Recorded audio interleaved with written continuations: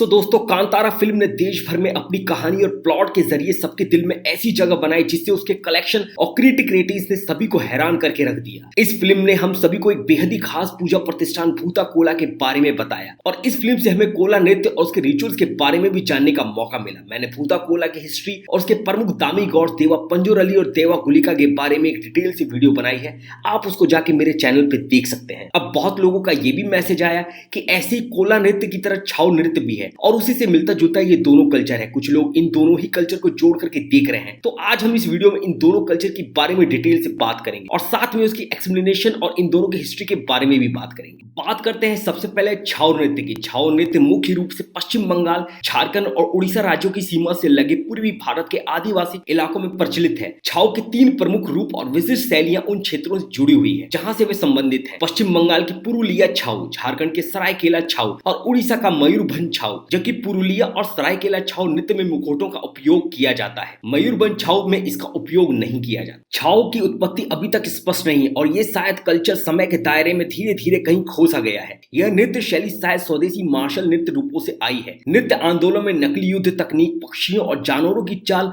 ग्रामीण प्राणियों की भी जीवन शैली इसमें शामिल है। कुछ लोग का मानना है छाऊ शब्द संस्कृत शब्द छाया से लिया गया है, जिसका अर्थ है छाया। शायद जब नर्तक अपनी कलाबाजी के कदमों का प्रदर्शन करते हैं तो उनकी उभरती छाया ने यह नाम दिया हो। कुछ अन्य लोगों का मानना है कि यह शब्द एक अन्य संस्कृत शब्द छद्म, जिसका अर्थ भेद से लिया गया है। छाऊ नृत्य में नर्तक एक प्रदर्शनों की सूची का प्रदर्शन करते हैं जो रामायण, महाभारत और पुराणों से जुड़ी हुई घटनाएं और स्थानीय किंवदंतियों और लोक कथाओं और अमृत विषयों जैसी विभिन्न विषयों की पड़ताल करता है। यह पारंपरिक नृत्य विभिन्न प्रकार के ड्रम और तरह तरह के देसी इंस्ट्रूमेंट्स की धुन पर खुली जगहों पर किया जाता है। मोरी और सेनाई की धुन के साथ ढोल, धुमशा और खरकई जैसे देसी ड्रमों का उपयोग नृत्य को जीवन और आकर्षक बनाया जाता है। सदियों से इस नृत्य शैली को शाही परिवारों, अमीर जमींदारों और साथ ही क्षेत्र के कुछ ब्रिटिश गवर्नर द्वारा संरक्षण प्राप्त था। ऐसा माना जाता है कि पुरुलिया में भागुमंडी के राजा इन नृत्यों के मुख्य संरक्षक थे। उन्हीं की प्रेरणा और संरक्षण से छाऊ मुखौटा का विस्तृत निर्माण हुआ। छाऊ मुखौटा नृत्य प्रदर्शन का सबसे महत्वपूर्ण पहनावा है। छाऊ नृत्य केवल पुरुषों कलाकारों द्वारा किया जाता है, यहाँ तक कि महिला पात्रों का भी पुरुषों सदस्यों द्वारा निभाया जाता है। ये एक्सप्लेनेशन पुरुलिया छाऊ नृत्य के बारे में था। छाऊ नृत्य के और भी फोक ट्रेडिशन को अगर मैं कवर करूंगा दोस्तों तो वीडियो बहुत लंबी हो जाएगी।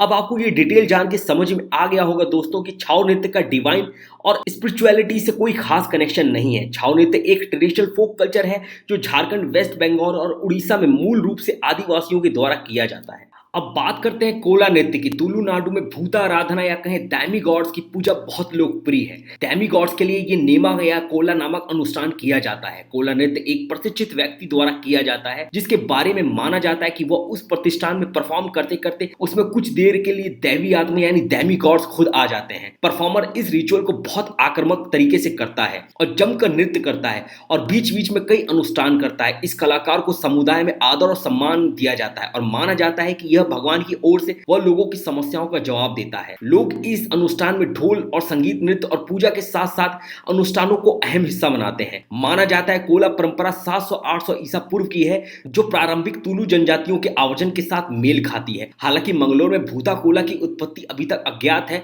फिर भी भूता कोला मंगलोर के सामाजिक सांस्कृतिक जीवन का एक अनिवार्य हिस्सा है। इसके अलावा त्योहार के दौरान पूजे जाने वाले भूतों या आत्माओं को गांव का संरक्षक माना जाता है जो ग्रामीणों के साथ साथ उनके पशुओं को भी बुरी ताकतों से बचाते हैं।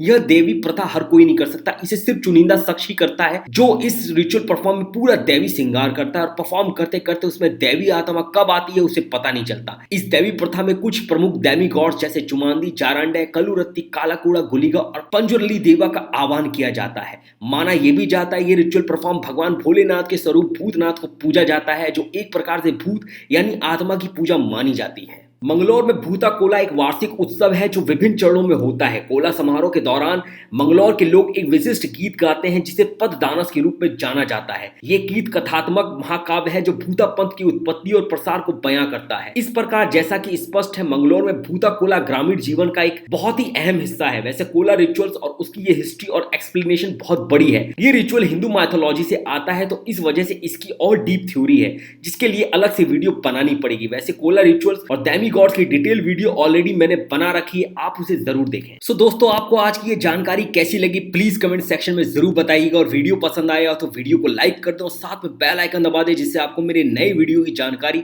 हमेशा आपको मिलती रहे। मिलूंगा जल्द आपसे नए वीडियो के साथ द एके शो में। धन्यवाद।